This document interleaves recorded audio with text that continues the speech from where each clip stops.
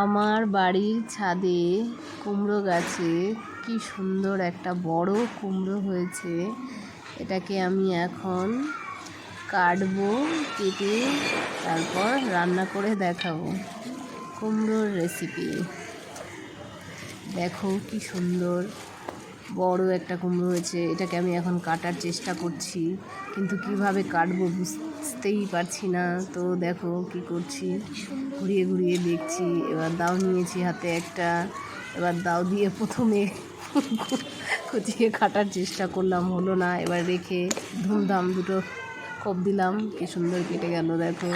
এবার নিয়ে গিয়ে এটা রান্না হবে, কাটা হবে। চলো এবার কাটছি, আজকে আমি দাও দিয়ে এটাকে কাটার চেষ্টা করছি। তরকারি করব, নতুন একটা রেসিপি। চলো শুরু করি কাটা। ওরে বাবা, খুব চেষ্টা হচ্ছে কাটার। আরে বাবা, আটকে গেল আটকে গেল।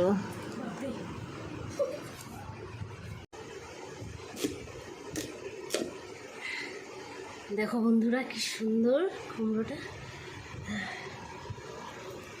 এটা আমি কয়েকজনকে একটু দেব, কয়েকজনের বাড়িতে, আর বাদ বাকিটা আমরা রান্না করব।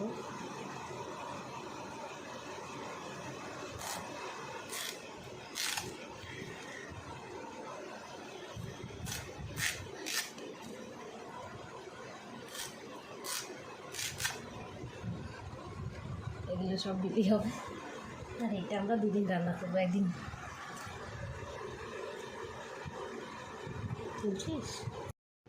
এটা আমরা দুদিন রান্না করব, একদিন ইলিশ মাছ দিয়ে আর একদিন চিংড়ি মাছ দিয়ে। আজকে চিংড়ি মাছ দিয়ে করব, ইলিশ মাছেরটা পরে করে দেখাবো।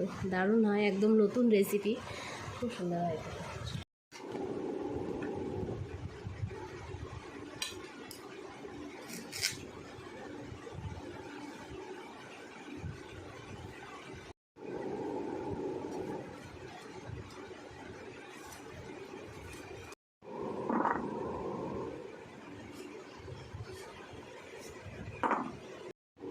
দেখো বন্ধুরা, কিছু ডাটা কেটে নেব, কুমড়ো আর ডাটা দিয়ে চিংড়ি মাছের তরকারিটা করব।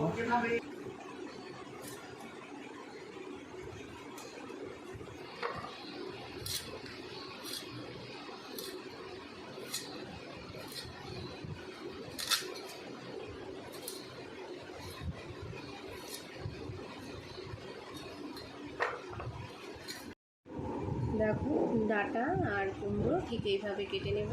এবার চলো আমরা চিংড়ি মাছগুলো বেছে নিই। এর থেকে ছোটো সাইজের হলেও অসুবিধা নেই, এর থেকে ছোটো সাইজের গুলো করে দেওয়া হবে। বাচ্চাটা দেখো,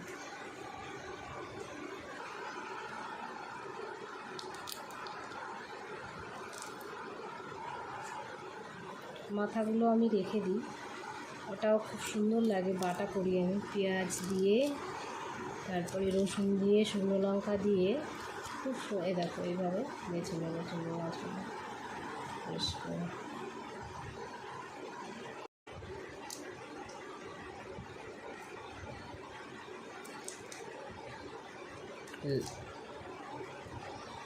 এইভাবে সব ছাড়িয়ে নিয়েছি, আর এই যে মাছের মাথাগুলো আলাদা বাটিতে রেখেছি, এগুলো বাটবো। দারুণ হয় খেতে মাছের মাথা বাটা। চিংড়ি মাছটা আমি ভালো করে ধুয়ে নুন হলুদ মেখে রেখেছিলাম, ভালো করে গরম হয়ে গেছে। এবার আমি এর মধ্যে একটু তেল দিয়ে দেবো।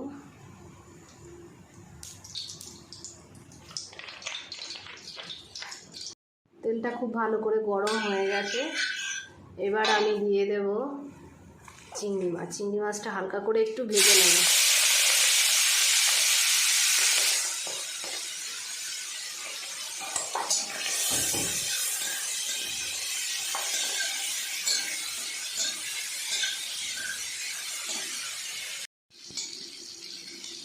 লাল লাল করে ভাজা হয়ে গেছে, এবার আমি নামিয়ে নেব।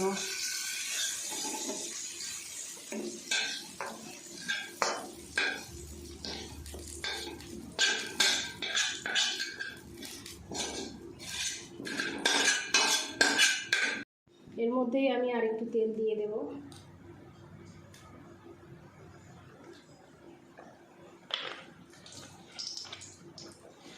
তেলটা খুব ভালো করে গরম হয়ে গেছে, এবার আমি গোটা জিরে সম্বার দিয়ে দেব।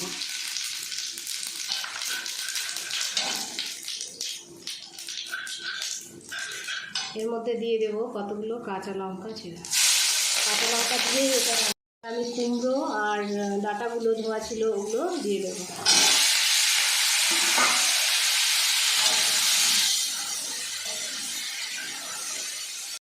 খুব ভালো করে কষিয়ে নিতে হবে অনেকক্ষণ ধরে। কিছুক্ষণ কষিয়ে নেওয়ার পর তারপর আমি দিয়ে দেব নুন আর হলুদ, পরিমাণ মতো নুন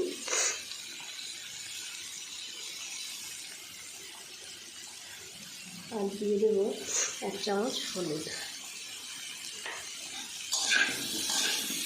দিয়ে আবার কিছুক্ষণ কষিয়ে নেব নুন আর হলুদটা দিয়ে। এই রান্নাটা খুবই সিম্পল, একদম কোনো মশলা ইউজ করব না, শুধু কাঁচা লঙ্কা নুন আর হলুদ দিয়ে রান্না করব।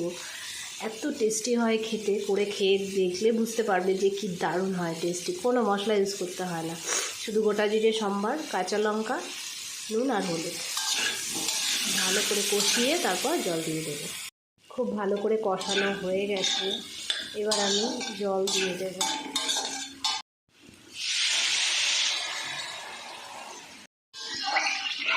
জল দিয়ে দিয়েছি, একটু হালকা মাখা মাখা ঝোল ঝোল করবো, জল দিয়ে ঢেকে দেব।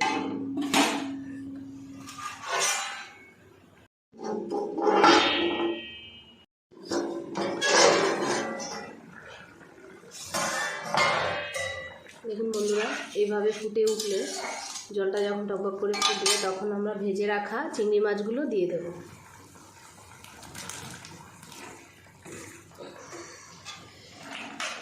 ভেজে রাখা চিংড়ি মাছগুলো দিয়ে আবার ঢেকে কিছুক্ষণ ফুটিয়ে নেব।